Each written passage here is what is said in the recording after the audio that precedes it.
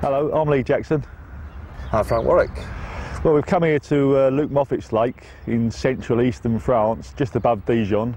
I mean, you can actually see this lake from the autoroute. It's right next to the autoroute, travelling south from Calais. And I mean, really, we've come here. We've got the lake to ourselves. It's a lovely, beautiful surroundings. 26-acre lake. We've come here with the hopes of catching a personal best European fish. And then, you know, throughout the week we're going to show you a few, you know, our tactics and whatever, and hopefully, you know, inspire you to maybe want to come along and have a go also. Yeah, we've got 5 days ahead of us, so hopefully it should be quite interesting. And we've got some unusual tactics really we're going to try out on this trip, because we've got 26 acres to ourselves. We're quite lucky. We're going to sort out things like clouding the water up and some really nice bits and pieces. Hopefully it'll all come together as we go along, and me and my mate here should have a few good fish to show you with a bit of luck.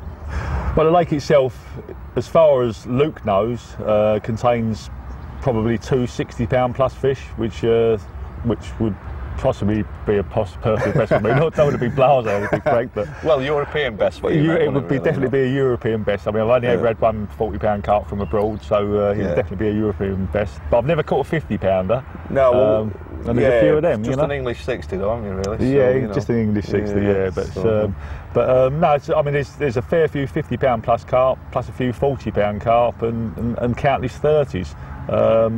I mean, really sort of looking forward to it. I mean, it's quite a long drive down here, around about 5 hours from Calais. We arrived quite, you know, the light was going, and I must admit, you know, with a van full of kit, once we unloaded the van, it looked like a bomb site. You know, there was gear everywhere. Yeah. And it's always, that's one of the problems when you go to France. You've got all this kit around you, and you get to the swim, and you empty the car or the van, and you think, God, where does this all go, you know? And so, yeah, the light was going, so we had to be sort of fairly hasty, you know, for positioning baits and everything. There's a couple of boats on site which we've given use of, so that made sort of position the book baits. That's right. Yeah. Luke, placed a couple of markers out there. There's a couple of sort of shallower spots, so that was a good place to start, really. Yeah, he put a bit of bait in for us as well, didn't he? Just to get them going. And we've seen a lot of fish in the margins yesterday, which you were gagging to have a go for. As we walk around, I just love stalking. You know, I just love, so I mean, that's just a bit of me. She's just sort of doing something all the time, just walking around, rather than sitting behind motionless rods, like, you know. And I'm gagging. I mean, we've seen a few in the edge, quite a few good, decent fish as well. Yeah, absolutely. And hopefully, I mean, the weather's been very, very warm, so. Well, we've got to cross our fingers they don't start spawning and sort of muck things up. Yeah, we were worried about that, weren't we? But I mean, back in England, they're spawning a lot of waters at the moment. Yeah, but the forecast for the weather is thunderstorms and things, and a bit of overcast weather. So hopefully it should stop them. Well, it's better to have rain because I've got my shorts on. Yeah. Well, I forgot to pack mine, so we'll have to see. Oh, right, yeah. Well, Frank, we've got the first beer of the week. It's nice to sort of chill out, away from the pressures of work. Oh, it's beautiful, isn't it? Yeah, it's gorgeous, you know. Lovely surroundings. Yeah. We'll let you know how we get on. Yeah, and cheers, here's to a result.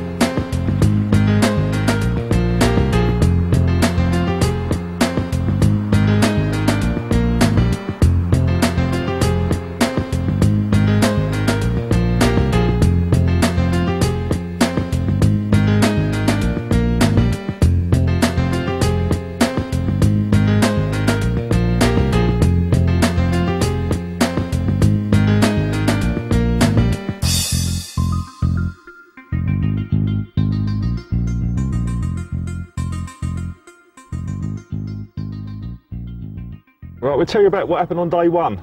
As we said earlier, Luke wasn't here when we arrived, and it was all pretty much of a rush to get the baits into position.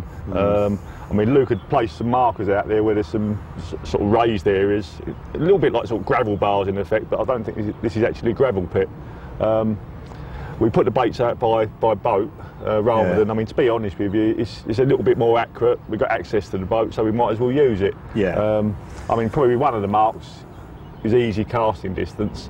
Yeah, you could do it, but there's quite weedy areas in here, isn't there? We wanted to get it spot on and everything. Yeah, that's right. And we baited, baited fairly heavily round all. Didn't go too mad, did we, the first night? No. And it got dark, and I think I had the first bite at. Yeah, well, you used boilies on every rod bleed, didn't you? Yeah, I decided to just use boilies. Just ordinary bottom baits on, double bottom baits on all rods. Yeah. I mean, a lot of times when you come to France, it's not, the fish are not that clued up like they are in England, are they? And, that's right. And very often I like using two baits, even three baits. Yeah. One thing, I mean, I think you're the same as well. One thing, we keep our sort of rigs similar to what I think in the UK, we're fishing for similar sort of size fish. Yeah, especially you. Yeah, and say if you're using size 6 hooks for UK big fish, use the same for French ones. Absolutely, yeah. Don't really sort of believe in changing things around. Yeah, well, you go in some tackle shops, or when I used to have a tackle shop, and you see guys that haven't been to France much, and they're getting 4s and 2s hooks, and it offsets all your rigs. The hooks are too heavy for the baits that you're using a lot of the time, and they're never going to be quite as sharp as the 6s. That's right. And 8s and what have you. And so, like you say, why change? Yeah, we're not fishing for. It's the same with rods and reels. I mean, people think they've got to have great big rods for France and all that. It's not necessarily. I mean, 2 3/4, 3 pound test curve rods are fine in most cases, and whatever reels you using in the UK. Obviously, if you're rowing baits out, if you're rowing them out a real long way, then